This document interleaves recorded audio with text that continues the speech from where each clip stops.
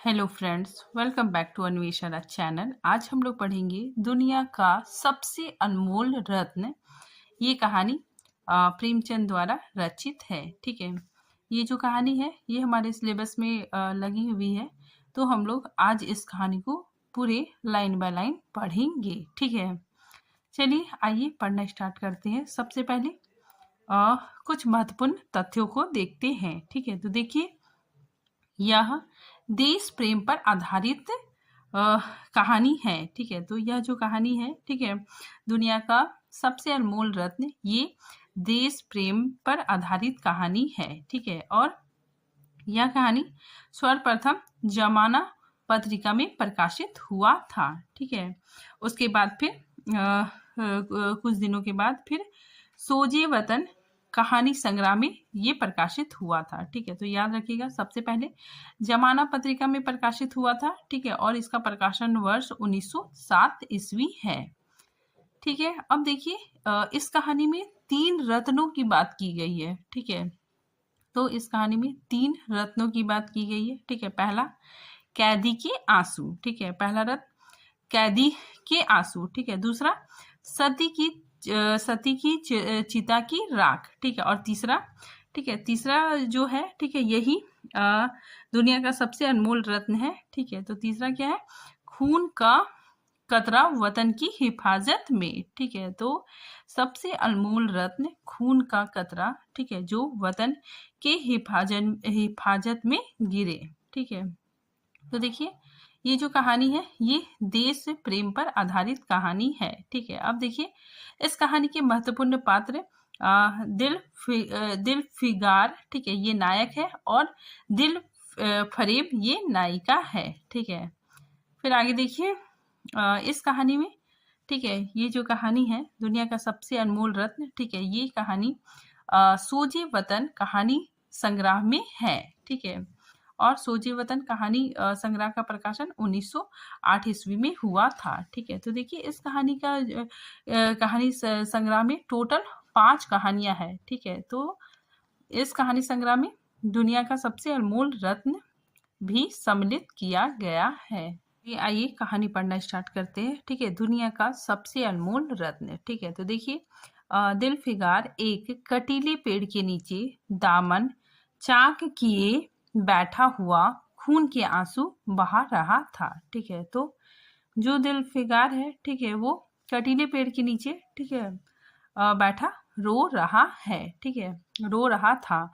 वह सौंदर्य की देवी यानी मलका दिल फरेब का सच्चा और जान देने वाला प्रेमी था। ठीक है, तो ये जो दिल फिगार है, ठीक है, ये मलिका दिल फरेब का सच्चा और जान देने वाला प्रेमी था। ठीक है, उन प्रेमियों में नहीं जो इत्र फुलेल में बसकर और शानदार कपड़ों से सजकर आशिक के वेग में मसूकियत का दम भरते हैं, बल्कि उन सीधे साधे भोले भाले फिदाइयों, ठीक है, फिदाइयों मतलब क्या होता है कि प्राण देने वाला। ठीक है, तो फिदाइयों में जो जंगल और पहाड़ों से सर टकराते हैं और फरियाद मचाते फिरते हैं। ठीक है, फिर आगे देखिए, दिल फरेब ने, ये इम्पोर्टेंट है, ठीक है, दिल फिगार से क्या कहा है? ठीक है, इम्पोर्टेंट है, देखिए, दिल फरेब ने उससे कहा था कि अगर तुम मेरा सच्चा प्रेमी है तो जा और दुनिया की सबसे अनमोल चीज लेकर मेरे दरबार में आ, तब मैं तुझे अपनी गुलामी में कबूल करूंगी। अगर तुम्हें वह चीज ना मिले तो खबरदार इधर रुख ना करना, वरना सूली पर खिंचवा दूंगी। ठीक है, तो ये बात फरेब दिल फिगार को कहती है। ठीक है, दिल फिगार को अपनी भावनाओं के प्रदर्शन का शिकायत का प्रेमिका के सौंदर्य दर्शन का तनिक भी अवसर ना दिया गया। ठीक है, दिल फरेब ने जो ही यह फैसला सुनाया, उसके चौबदारों ने गरीब दिल फिगार को धक्के देकर बाहर निकाल दिया। ठीक है, तो जो मलिका दिल फरेब है, ठीक है, उसने कहा था, ठीक है, कि तुम, ठीक है, अगर तुम मेरे सच्चे प्रेमी हो, ठीक है, तो जाकर दुनिया का सबसे अनमोल रत्न लेके आओ, ठीक है। अगर तुम नहीं ला सकते तो तुम इधर, ठीक है, रूख ना होना, ठीक है, इधर मत आना, वरना सूली पे तुम्हें चढ़ा दूंगी, ठीक है। उसके बाद दिलफिगार को अपनी भावनाओं का, ठीक है, अपनी भावनाओं को प्रदर्शन करने का, शिकवा शिकायत करने का, प्रेमिका के सौंदर्य दर्शन करने का, ठीक है, तनिक भी अवसर ना दिया गया, ठीक है। दिलफरेब ने जो ही यह फैसला सुनाया, उसके चौबदारों मतलब उनके जो सैनिक है, ठीक है, गरीब दिलफिगार को धक्के देकर बाहर निकाल दिया। और आज 3 दिन, ठीक है, याद रखिएगा, 3 दिन से यह आफत का मारा आदमी उस कटीले पेड़ के नीचे उसी भयानक मैदान में बैठा हुआ सोच रहा है कि क्या करूं, दुनिया का अनमोल चीज मुझे मिलेगी, ठीक है। तो वो बैठा सोच रहा है कि दुनिया का सबसे अनमोल चीज क्या मुझे मिलेगी, ठीक है, नामुमकिन। और वह क्या है, ठीक है, वो सोचता है कि दुनिया का सबसे अनमोल रत्न, ठीक है, क्या मुझे मिलेगा, ठीक है, नामुमकिन है। और वह चीज आखिर है क्या, ठीक है। फिर आगे वो बोलता है कि कारू का खजाना है, ठीक है, आबे आबे हयायत है, ठीक है, खुसरो का ताज है, जामे जाम है, या तख्ते ताऊ है, ठीक है, या परवेज की दौलत है, ठीक है। तो वो सोचता है कि वो चीज क्या है, ठीक है, जो अनमोल रत्न है, ठीक है, वो क्या है। कारू का खजाना है, ठीक है, कारू का खजाना एक मुहावरा है, ठीक है। इसमें मतलब इसमें क्या हुआ था कि एक व्यक्ति, ठीक है, जो बहुत अमीर था लेकिन बहुत कंजूस था, ठीक है, और श्राप की वजह से अपनी दौलत समेत धरती पे समा गया था, ठीक है। तो इस मुहावरे इसे मुहावरे के तौर पे इस्तेमाल किया जाता है, और इस मुहावरे का मतलब यही होता है कि मालदार, ठीक है, पैसा होने के बावजूद कंजूस होना, ठीक है। फिर आगे आबे हयात, इसका मतलब क्या होता है, अमृत, ठीक है। फिर जामे जाम मतलब कि ऐसा प्याला, ठीक है, जिसे पीने के बाद संसार के समस्त वस्तुओं और घटनाओं का ज्ञान पता चल जाए, ठीक है, ज्ञान हो जाए, ठीक है, उसे जामे जाम कहते हैं, ठीक है। तख्ते ताऊ मतलब मयूर सिंहासन, ठीक है। और परवेज की दौलत नहीं, यह चीजें हरगिज नहीं, दुनिया में जरूर इससे भी महंगी, इससे भी अनमोल चीज मौजूद है, मगर वह क्या है, कैसे मिलेगी, या खुदा मुझे मुश्किल क्यों कर आसान होगी, ठीक है। मतलब वो सोचता है कि इससे भी, ठीक है, इससे इन चीजों से भी महंगी इससे दुनिया में अनमोल चीज मौजूद होगी, ठीक है। फिर आगे देखिए, दिलफिगार इन्हीं ख्यालों में चक्कर खा रहा था और अकल कुछ काम नहीं करती थी।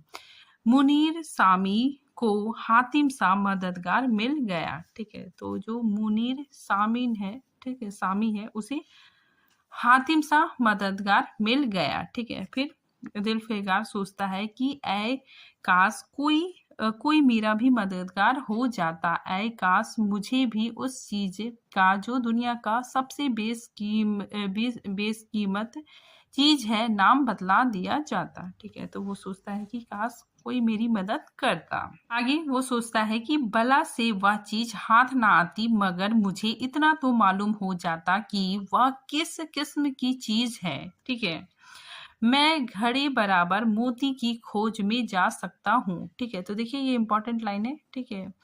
दिलफिगार कहता है कि मैं घड़े बराबर मोती की खोज में जा सकता हूँ, मैं समुंदर का गीत, पत्थर का दिल, मौत की आवाज और इनसे भी ज्यादा बेनिशान चीजों की तलाश में कमर कस सकता हूँ, मगर दुनिया की सबसे अनमोल चीज या मेरी कल्पना की उड़ान से बहुत ऊपर है, ठीक है। मतलब वो सोच ही नहीं पा रहा है कि दुनिया का मतलब सबसे अनमोल चीज क्या है। आसमान पर तारे निकल आए थे, ठीक है। दिलफिगार यकाएक, ठीक है, अचानक खुद का नाम लेकर उठा और एक तरफ को चल खड़ा हुआ, भूखा प्यासा, नंगे बदन, थकान से चूर। वह वीरानों और आबादियों की खाक छानता फिरा, तलवे कांटे से छलनी हो गए, शरीर में हड्डियां दिखाई देने लगी, मगर वह चीज जो दुनिया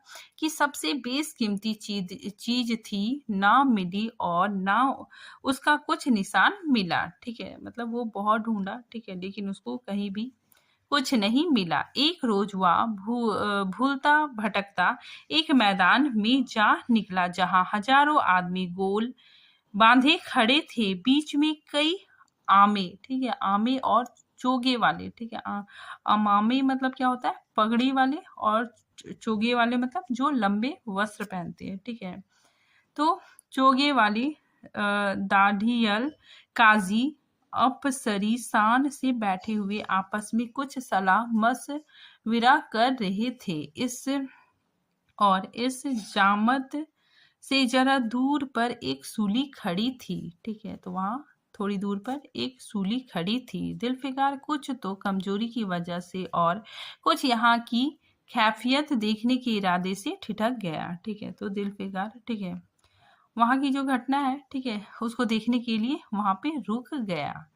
क्या देखता है कि कई लोग नंगी तलवारें लिए एक कैदी को, जिसके हाथ पैर में जंजीरें थी, पकड़े चले आ रहे हैं। सूली के पास पहुंचकर सब सिपाही रुक गए और कैदी की हथकड़ियों बेड़ियों सब उतार ली गई, ठीक है। तो कैदी का जो हथकड़ी था, ठीक है, उसका जो बेड़ी था, सब उतार लिया गया। इस अभागे आदमी का दामन सैकड़ों बेगुनाहों के खून के छींटों से रंगीन था और उसका दिल नेकी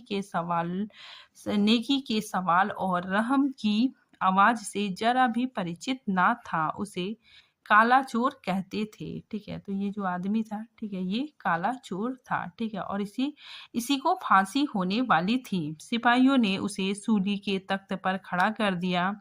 मौत की फांसी उसके गर्दन में डाल दी और जल्लादों ने तख्त खींचने का इरादा किया कि वह अभागा मुजरिम चीख कर बोला, खुदा के वास्ते मुझे एक पल के लिए फांसी से उतार दो, ठीक है। तो ये जो मुजरिम था, ठीक है, इसे फांसी पे चढ़ाया जा रहा था, ठीक है। तो ये चिल्लाता है, कहता है कि खुदा के वास्ते मुझे एक पल के लिए, ठीक है, नीचे उतार दो, ताकि अपने दिल की आखिरी आरजू निकाल लूं। यह सुनते ही चारों तरफ सन्नाटा छा गया, ठीक है। लोग अचंभे में आकर ताकने लगे, ठीक है। काजियों ने एक मरने वाले आदमी की अंतिम याचना को रद्द करना उचित ना समझा और बदनसीब पापी काला चोर जरा देर के लिए फांसी से उतार लिया गया, ठीक है। तो ये जो चोर था, ठीक है, ये ऐसा बोलता है, ठीक है। तो जो वहां के लोग थे, ठीक है, वो लोग बोलते हैं कि ठीक है, ठीक है, इसकी आखिरी इच्छा है, तो इसको थोड़ी देर के लिए फांसी से उतार दिया गया।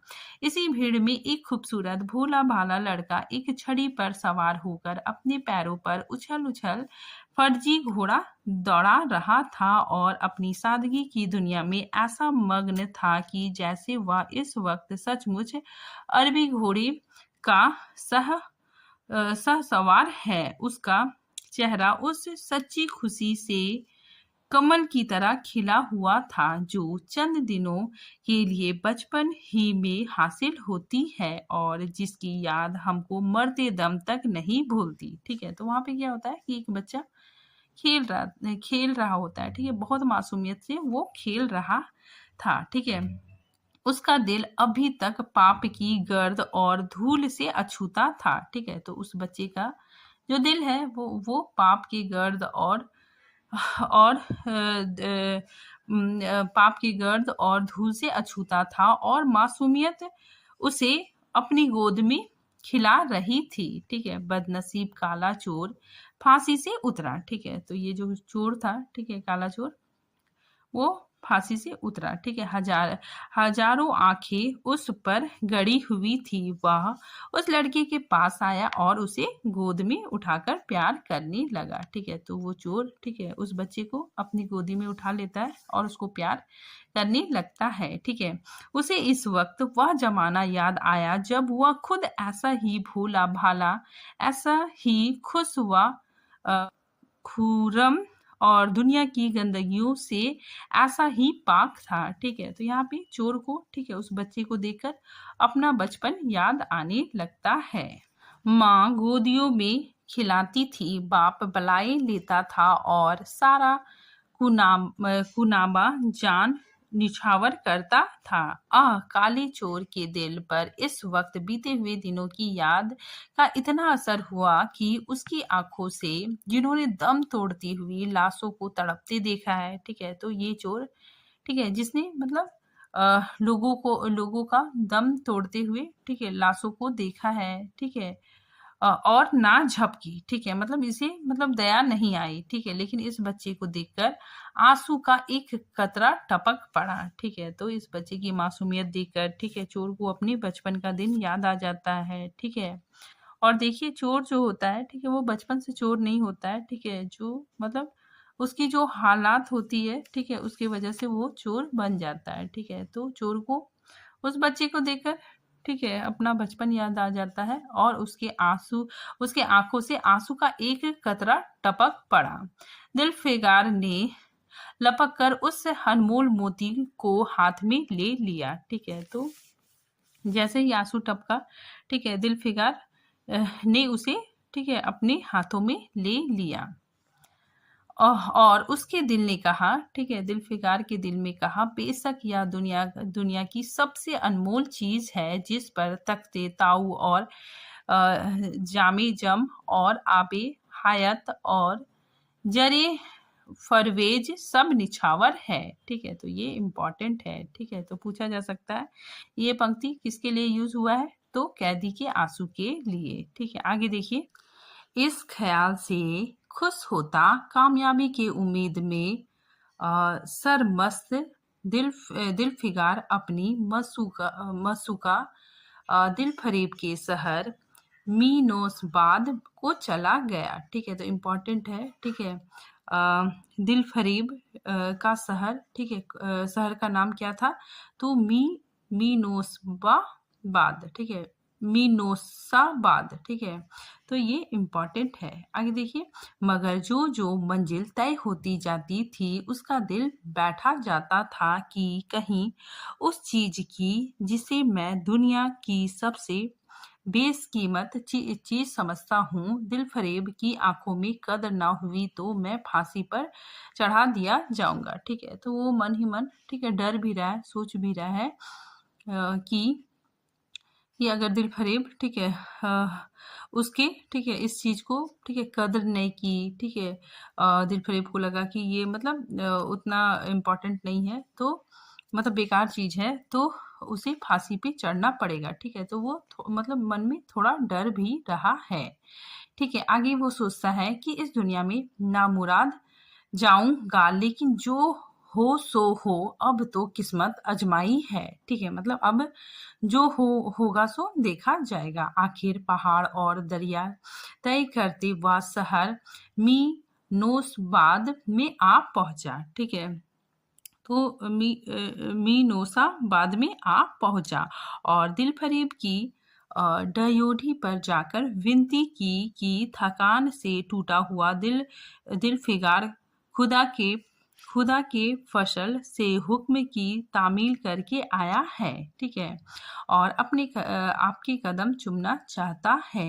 दिल फरेब ने फौरन अपने सामने बुला भेजा और एक सुनहरे पर्दे की ओट से फरमाइश की कि वह अनमोल चीज पेश करो। ठीक है, तो दिल फरेब, ठीक है, उसको बोलती है कि अपना जो अनमोल चीज है, ठीक है, उसको पेश करो। दिलफिगार ने आशा और भय की एक विचित्र मन स्थिति में वह बूंद, ठीक है, जो कैदी का बूंद था, ठीक है, आंसू का बूंद पेश करता है और उसकी सारी कैफियत बहुत पुर असर लफ्जों में बयां करता है। ठीक है, मतलब जो घटना घटी थी, ठीक है, उसको पूरे अच्छे से बहुत अच्छे से बतलाता है। ठीक है, दिलफरेब ने पूरी कहानी बहुत गौर से सुनी और वह भेंट हाथ में लेकर जरा देर तक गौर करने के बाद बोली, दिलफिगार, बेशक तूने दुनिया की एक बेशकीमती चीज ढूंढ निकाली है। तेरी हिम्मत और तेरी सूझबूझ की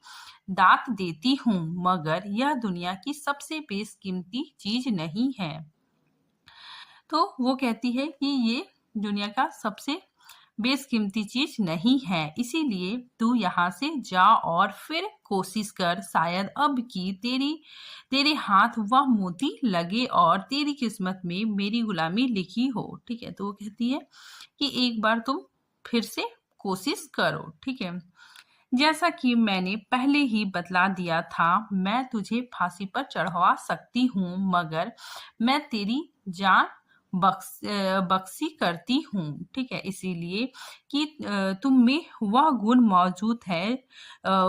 मौजूद है जो मैं अपने प्रेमी में देखना चाहती हूँ, और मुझे यकीन है कि तू जरूर कभी न कभी कामयाब होगा। ठीक है, तो वो बोलती है कि मैं तुम्हें एक और चांस देती हूँ। ठीक है, फिर आगे देखिए, खाम और नामुराद दिलफिगार इस मसूकाना इनायत से जरा दिलेर होकर बोला। ठीक है, ये मतलब दिलफिगार, ठीक है, बोलता है कि ए दिल की रानी, बड़ी मुद्दत के बाद तेरे ड्यूढ़ी पर सजदा करना नसीब होता है। फिर खुदा जाने ऐसे दिन कब आएंगे, क्या तू अपने जान देने वाले आशिक के बुरे हाल पर तरस ना खाएगी। ठीक है, और क्या तू अपने रूप की एक झलक दिखाकर इस जलते हुए दिल फिगार को आने वाली सख्तियों को झेलने की ताकत ना देगी। तेरी एक मस्त निगाह के नशे में चूर होकर मैं वह कर सकता हूँ जो आज तक किसी से ना बन पड़ा हो। ठीक है, तो ये बातें, ठीक है, दिलफिगार कहता है। ठीक है, लेकिन दिलफरेब इसकी बातों से, ठीक है, गुस्सा हो जाती है। ठीक है, तो दिलफरेब आशिकी की यह चाव भरी बातें सुनकर गुस्सा हो जाती है और हुक्म दिया कि इस दीवाने को खड़े खड़े दरबार से निकाल दो। चौबदार ने फौरन गरीब दिल फिगार को धक्का देकर यार के कूच से बाहर निकाल दिया। ठीक है, तो वो गुस्सा हो जाती है और सिपाहियों को कहती है कि इसे बाहर निकालो। ठीक है, और सिपाही लोग, ठीक है, उसको बाहर निकाल देते हैं। कुछ देर तक तो दिलफिगार अपनी निठुर प्रेमिका की इस कठोरता पर आंसू बहाता रहा। ठीक है, उसे बहुत बुरा लगा और फिर वह सोचने लगा कि अब कहाँ जाऊं। मुद्दते रास्ते नापते और जंगल में भटकने के बाद आंसू की यह बूंद मिली थी। ठीक है, मतलब ये बूंद बहुत मुश्किल से मिली थी। अब ऐसी कौन सी चीज है जिसकी कीमत इस आबदार मोती से ज्यादा है। ठीक है, आबदार मतलब चमकदार मोती से ज्यादा है। ठीक है, हजरते खिज। ठीक है, हजरते खिज कौन है? ठीक है, ये एक तरह का भगवान ही है। ठीक है, मसीहा पद प्रदर्शक। ठीक है, तो ये भगवान को ही, ठीक है, एक तरह से भगवान को ही कहता है कि हजरते खिज, तुमने सिकंदर को आबे हयात के कुएं का रास्ता दिखाया था। ठीक है, क्या मेरी बाह ना पकड़ोगे? ठीक है, मतलब ये कहता है कि क्या तुम मेरी मदद नहीं करोगे? सिकंदर सारी दुनिया का मालिक था, मैं तो एक बेघर बार मुसाफिर हूँ। तुमने कितनी ही डूबते किश्तियों किनारे लगाई है। मुझ गरीब का बेड़ा भी पार करो। ठीक है, तो वो भगवान से, ठीक है, कहता है कि मुझ गरीब का भी बेड़ा पार करो। ऐ आली मुकाम जिबरेल, कुछ तू ही इस निमजान दुखी आशिक पर तरस खाओ। तू खुदा के एक खास दरबारी हो, क्या मेरी कान ना करोगे? ठीक है, वो मतलब भगवान से रिक्वेस्ट करता है कि मतलब मेरी मदद करो। ठीक है, आगे वो कहता है कि गरज यह है कि दिलफिकार ने बहुत फरियाद मचाई मगर उसका हाथ पकड़ने के लिए कोई सामने ना आया। आखिर निराश होकर वह पागलों की तरह दोबारा एक तरफ चल खड़ा। ठीक है, मतलब निराश होकर, ठीक है, वो दोबारा चल पड़ा। ठीक है, क्योंकि उसके पास कोई ऑप्शन नहीं था। ठीक है, आगे देखिए।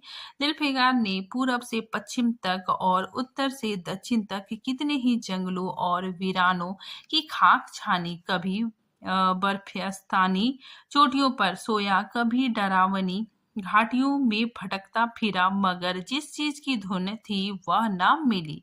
यहाँ तक कि उसका शरीर हड्डियों का एक ढांचा रह गया। ठीक है, तो वो बहुत ढूंढा। ठीक है, उसे कुछ नहीं मिला। ठीक है, और उसका शरीर भी हड्डियों का एक ढांचा रह गया। एक रोज वह शाम के वक्त किसी नदी के किनारे खस्ता हाल पड़ा हुआ था। बेखुदी के नशे से चौंका तो क्या देखता है कि चंदन की एक चिता बनी हुई है। ठीक है, तो ये घटना उसके साथ होती है। ठीक है, एक बार वो देखता है कि चंदन की एक चिता बनी हुई है और उस पर एक युवती सुहाग के जोड़े पहने 16 श्रृंगार किए बैठी है। ठीक है, हजारों आदमी गोल बांधे खड़े हैं और फूलों की बरखा कर रहे हैं। एकाएक चिता में खुद ब खुद एक लपेट उठी। का चेहरा उस वक्त एक पवित्र भाव से आलोकित हो रहा था। ठीक है, तो जो जो सती थी, ठीक है, उसके चेहरे पर एक पवित्र भाव आलोकित हो रहा था। चिता की पवित्र लपेटें उसके गले से लिपट गई और दम के दम में वह फूल सा शरीर राख का ढेर हो गया। ठीक है, प्रेमिका ने अपने को प्रेमी पर न्यौछावर कर दिया और दो प्रेमियों के सच्चे पवित्र अमर प्रेम की अंतिम लीला आंखों से ओझल हो गया। जब सब लोग अपने घरों को लौटे तो दिलफिकार चुपके से उठा और अपने चाक दामन कुर्ते में एक राख का ढेर समेट लिया और इस मुट्ठी भर राख को दुनिया का सबसे अनमोल चीज समझता हुआ सफलता के नशे में चूर यार के कूच की तरफ चल गया। ठीक है, मतलब वो राख उठा लेता है। ठीक है, और वो मतलब सोचता है कि यही दुनिया का सबसे अनमोल चीज है। ठीक है, उसे लगता है कि ये जो राख है, ठीक है, यही दुनिया का सबसे अनमोल चीज है। ठीक है, और वो सफलता के नशे में, ठीक है, आराम से अपनी मसूका के यहाँ चलने लगता है। ठीक है, फिर देखिए आगे। अब की जो वह मंजिल के करीब आता था उसकी हिम्मत बढ़ती जाती थी। कोई उसके दिल में बैठा हुआ कह रहा था, अब की तेरी जीत है। और इस ख्याल से उसके दिल को जो सपने दिखाए उसकी चर्चा व्यर्थ है। ठीक है, मतलब वो इस बार सोच रहा था कि इस बार तो मैं जीत गया। ठीक है, अब मुझको, ठीक है, दुनिया का सबसे ही अनमोल चीज मिल गया। ठीक है, आगे देखिए। आखिरकार वह शहर मीनोसबाद में दाखिल हुआ। ठीक है, और दिलफरेब की ऊंची डयोडी पर जाकर खबर दी कि दिलफिकार सुरुख होकर लौटा है। ठीक है, और हुजूर के सामने आना चाहता है। ठीक है, दिलफरेब ने जबाज आशिक को फौरन दरबार में बुलाया और उस चीज के लिए जो दुनिया की सबसे बेशकीमती चीज थी हाथ फैला दिया। ठीक है, तो जो दिलफरेब है, ठीक है, उसको मतलब जो बेशकीमती चीज है, ठीक है, उससे मांगती है।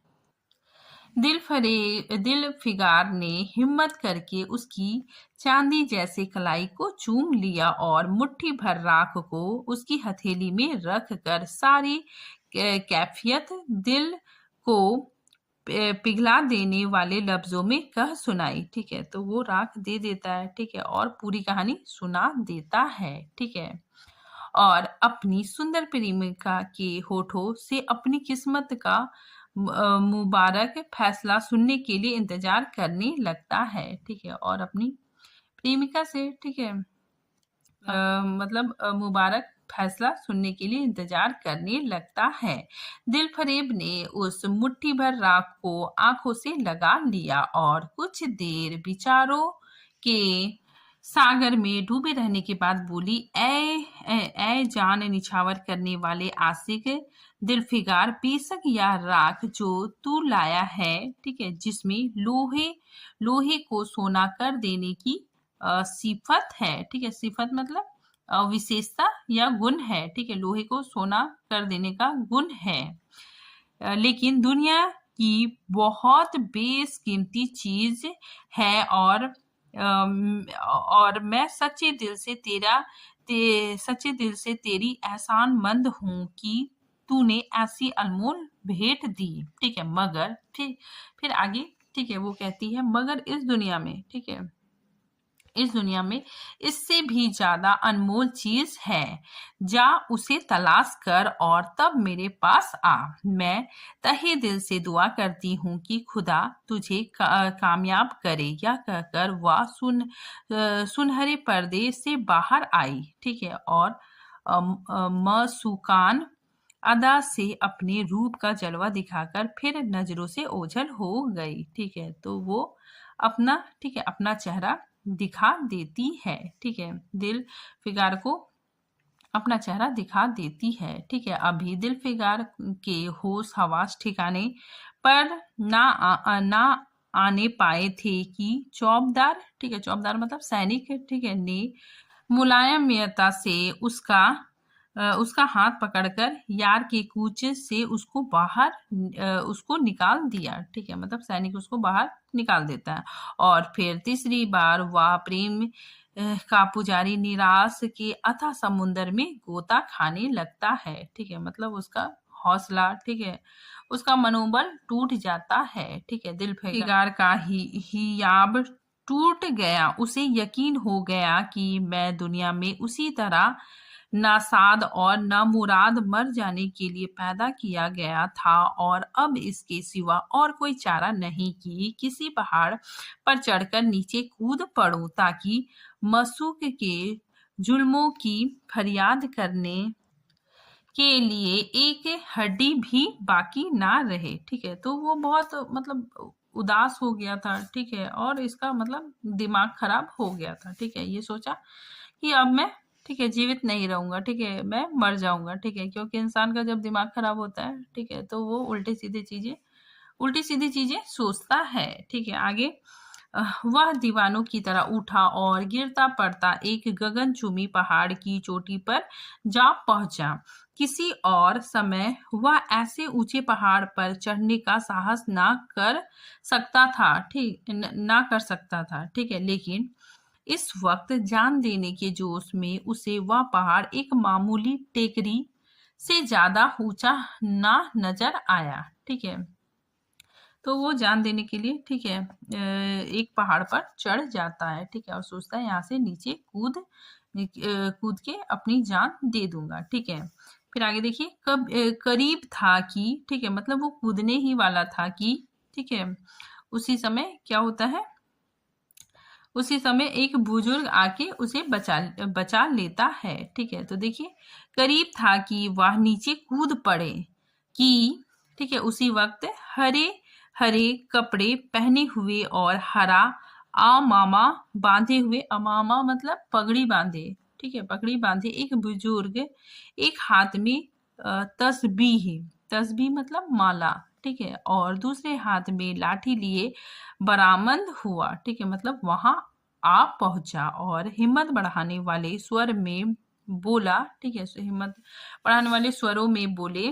ठीक है, इंपॉर्टेंट है, दिलफिगार, नादान दिलफिगार, यह क्या बुज़दिलों जैसी हरकत है। तू मोहब्बत का दावा करता है और तुझे इतना भी खबर नहीं कि मजबूत इरादा, ठीक है, इंपॉर्टेंट है, मजबूत इरादा मोहब्बत के रास्ते की पहली मंजिल है। मर्द बनकर हिम्मत ना हार। पूरब की तरफ एक देश है जिसका नाम हिंदुस्तान है। वहां जा और तेरी आरजू पूरी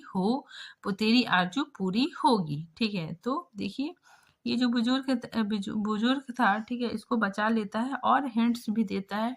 वो कहता है कि तुम हिंदुस्तान जाओ, ठीक है, तुम्हारी वहां पे आरजू पूरी हो जाएगी। ठीक है, यह कहकर हजरती खिज गायब हो गए। ठीक है, तो यहाँ पे देखिए जो बुजुर्ग था, ठीक है, वो कौन था? हजरती खिज। ठीक है, आगे देखिए स्टार्टिंग में ये इसी को, ठीक है, इसी भगवान का प्रार्थना कर रहा था। ठीक है, तो यहाँ पे जो बुजुर्ग आता है, ठीक है, वो हजरती खिज होता है। ठीक है, और इतना कह के वो गायब हो जाता है। दिलफिगार ने शुक्रिया की नमाज अदा की और ताजा हौसला, ताजा जोश और अलौकिक सहायता का सहारा पाकर खुश खुश पहाड़ से उतरा और हिंदुस्तान की तरफ चल पड़ा। ठीक है, तो वो खुशी खुशी पहाड़ से उतरता है और हिंदुस्तान की तरफ चल पड़ा। ठीक है, मुद्दतों तक कांटों से भरे हुए जंगलों, आग बरसाने वाले रेगिस्तानों, कठिन घाटियों और आबाद पर्वतों को तय करने के बाद जुल्फिकार हिंद की पाक सरजमीन में दाखिल हुआ और एक ठंडे पानी के सोते में सफर की तकलीफें धोकर थकान के मारे नदी के किनारे लेट गया। ठीक है, तो वो नदी के किनारे, ठीक है, थका हुआ था। ठीक है, वहां पे लेट जाता है। ठीक है, शाम होते होते वह एक जटियल मैदान में पहुंचा जहां बेशुमार अधमरी और बेजान लाशें बिना कफन के पड़ी हुई थी। ठीक है, मतलब वो एक युद्ध के मैदान पे पहुंच जाता है। ठीक है, तो वहां पे लाशें पड़ी हुई थी। ठीक है, चील, कौवे और बहसी दरिंदे भरे पड़े थे और सारा मैदान खून से लाल हो रहा था। इस डरावना दृश्य देखते ही दिलफिगार का जी दहल गया। खुदा, किस मुसीबत में जान फंसी। मरने वाले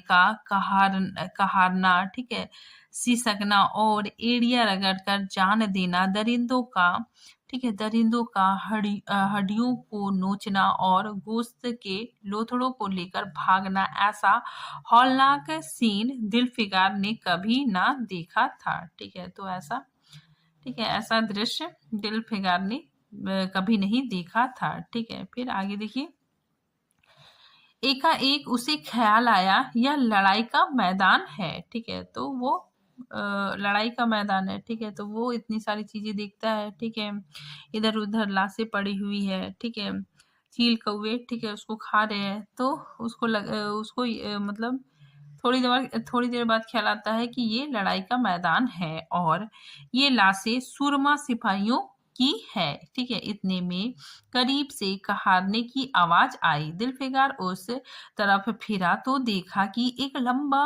तगड़ा आदमी जिसका मर्दाना चेहरा जान निकलने की कमजोरी से पीला हो गया है। ठीक है, मतलब उसका चेहरा पीला हो गया है। ठीक है, जमीन पर सर झुकाए पड़ा हुआ है। ठीक है, तो एक सैनिक, ठीक है, घायल अवस्था में पड़ा हुआ है। ठीक है, सीने से खून का फव्वारा जारी है। ठीक है, तो उसके सीने से खून निकल रहा है, मगर अबदार तलवार की मूठ पंजे से अलग नहीं हुई है। ठीक है, तो उसका जो तलवार है, ठीक है, उसके पंजों से, ठीक है, अलग नहीं हुई है। दिलफिगार ने एक चिथड़ा लेकर घाव के मुंह पर रख दिया ताकि खून रुक जाए और बोला, ए जवा मर्द, तू कौन है? जवा मर्द ने यह सुनकर आंखें खोली और वीरों की तरह बोला। ठीक है, देखिए ये लाइन इंपॉर्टेंट है। ठीक है, जवा मर्द, ठीक है, वो जो देश का सिपाही है, ठीक है, वो कहता है, क्या तू नहीं जानता मैं कौन हूँ? क्या तूने आज इस तलवार की काट नहीं देखी? मैं अपनी माँ का बेटा और भारत का सपूत हूँ। ठीक है, वेरी वेरी इंपॉर्टेंट लाइन। यह कहते कहते उसकी त्वरियों पर बल पड़ गए। पीला चेहरा गुस्से से लाल हो गया और अबदार शमशीर, ठीक है, शमशीर मतलब तलवार, ठीक है, फिर अपना जोहर दिखाने के लिए चमक उठी। दिलफिगार समझ गया कि यह इस वक्त मुझे दुश्मन समझ रहा है। ठीक है, तो वो जो सिपाही था, ठीक है, वो, ठीक है, इसे दुश्मन समझ रहा था। ठीक है, दिलफिगार ने नरमी से बोला, ऐ जवां मर्द, मैं तेरा दुश्मन नहीं हूँ। अपने वतन से निकला हुआ एक गरीब मुसाफिर हूँ। इधर इधर भूला भटका आ गया हूँ। ठीक है, बराए मेहरबानी मुझसे यहाँ की कुल कैफियत बयां करो। ठीक है, तो वो कहता है कि तुम कृपया करके, ठीक है, यहाँ क्या हुआ, ठीक है, इस बारे में बताओ। यह सुनते ही घायल सिपाही बहुत मीठे स्वर में बोला, अगर तू मुसाफिर है तो आ और मेरे खून के तर पहलू में बैठ जा, क्योंकि यही 2 अंगुल जमीन है जो मेरे पास बाकी रह गई है और जो सिवाय मौत के कोई नहीं छीन सकता। ठीक है, अफसोस है कि तू यहाँ ऐसे वक्त में आया जब तेरा आतिथ्य सत्कार करने का योग नहीं। ठीक है, तो वो कहता है कि तुम ऐसे समय में आए हो, ठीक है, जब मैं तुम्हारा आतिथ्य संस्कार करने योग्य नहीं हूँ। ठीक है, हमारे बाप दादा का देश आज हमारे हाथ से निकल गया और इस वक्त हम बेवतन हैं। मगर, ठीक है, पहलू बदल कर, ठीक है, मगर हमने हमलावर दुश्मनों को बता दिया कि राजपूत अपने देश के लिए कैसी बहादुरी से जान देते हैं। ठीक है, यहाँ आसपास जो लाशें तू देख रहा है, ठीक है, वो कहता है कि ये आसपास जो लाशें पड़ी है, ठीक है, जो तुम देख रहे हो, यह उन लोगों की है जो इस तलवार के घाट उतरे हैं। ठीक है, फिर वो मुस्कुराकर कहता है, और गोया कि मैं बेवतन हूँ, मगर गनीमत है कि दुश्मन की जमीन पर नहीं मर रहा हूँ। ठीक है, तो वो कहता है कि मैं दुश्मन की जमीन पे नहीं मर रहा हूँ। सीने के घाव से चिथड़ा निकालकर, ठीक है, तो वो जो सिपाही है, ठीक है, जो सैनिक है, वो क्या करता है, मतलब सीने में, ठीक है, जो चिथड़ा, ठीक है, दिल फिगार ने लगाया था, ठीक है, उसको हटा देता है। ठीक है, तो सीने के घाव से चिथड़ा निकालकर, ठीक है, कहता है कि क्या तूने यह मरहम रख दिया, ठीक है, खून निकलने दे, इसे रोकने से क्या फायदा? क्या मैं अपने ही देश में गुलामी करने के लिए जिंदा रहूं? ठीक है, नहीं, ऐसी जिंदगी से मर जाना अच्छा है। ठीक है, इससे अच्छी मौत मुमकिन नहीं। ठीक है, तो ये वेरी वेरी इंपॉर्टेंट लाइन है। ठीक है, पूछा जा सकता है। आगे देखिए, फिर जवां मर्द की आवाज मध्यम हो गई, अंग ढीले पड़ गए, खून इतना ज्यादा बहा कि खुद ब खुद बंद हो गया, रह रहकर एक आध बूंद टपक पड़ता था। ठीक है, आखिरकार सारा शरीर बेदम हो गया, दिल की हरकत बंद हो गई और आंखें मूंद गई। ठीक है, दिल फिगार ने समझा अब काम तमाम हो गया। ठीक है, यानी वो जो जवां मर्द था, ठीक है, जो सिपाही था, उसकी मृत्यु हो गई। मरने वाले ने धीमे से कहा, ठीक है, वेरी वेरी इंपॉर्टेंट है, ठीक है, मरने वाले ने धीमे से कहा, भारत माता की जय, और उसके सीने से खून का आखिरी कतरा निकल पड़ा। एक सच्चे देश प्रेमी और देशभक्त ने देशभक्ति का हक अदा कर दिया। ठीक है, वेरी वेरी इंपॉर्टेंट लाइन। पूछा जा सकता है कि मरते वक्त जवां मर्द ने क्या कहा था, तो भारत माता की जय। दिलफिगार पर इस दृश्य का बहुत गहरा असर पड़ा और उसके दिल ने कहा, बेशक दुनिया में खून के इस कतरे से ज्यादा अनमोल चीज कोई नहीं हो सकती। ठीक है, उसने फौरन उस खून की बूंद को जिसके आगे यमन का लाल भी हेच है, हाथ में ले लिया और इस दिलेर राजपूत की बहादुरी पर हैरत करता हुआ अपने वतन की तरफ रवाना हुआ। ठीक है, तो उसका जो सीने से जो खून निकला था, ठीक है, आखिरी कतरा, ठीक है, उसे वो ले लेता है। ठीक है, और अपने देश की ओर रवाना हो जाता है। और सख्तियां झेलना आखिरकार बहुत दिनों बाद रूप की रानी मलका दिल फरेब की डयोढ़ी पर जा पहुंचा। ठीक है, मतलब दिल फरेब के पास पहुंच जाता है। ठीक है, और पैगाम दिया कि दिल फिगार दिलफिकार कामयाब होकर लौटे हैं और दरबार में हाजिर होना चाहते हैं। ठीक है, दिलफरेब ने उसे फौरन हाजिर होने का हुक्म दिया। ठीक है, खुद हस्बे मालूम, ठीक है, हस्बे मालूम मतलब हमेशा की तरह। ठीक है, सुनहरे पर्दे की ओट में बैठी और बोली, दिलफिकार अब की तू बहुत दिनों के बाद वापस आया है। ठीक है, ला दुनिया की सबसे बेशकीमती चीज कहाँ है। ठीक है, इंपॉर्टेंट लाइन है। ठीक है, वो कहती है कि इस बार तुम बहुत दिनों के बाद आए हो। ठीक है, और मुझे दिखाओ कि दुनिया का सबसे बेस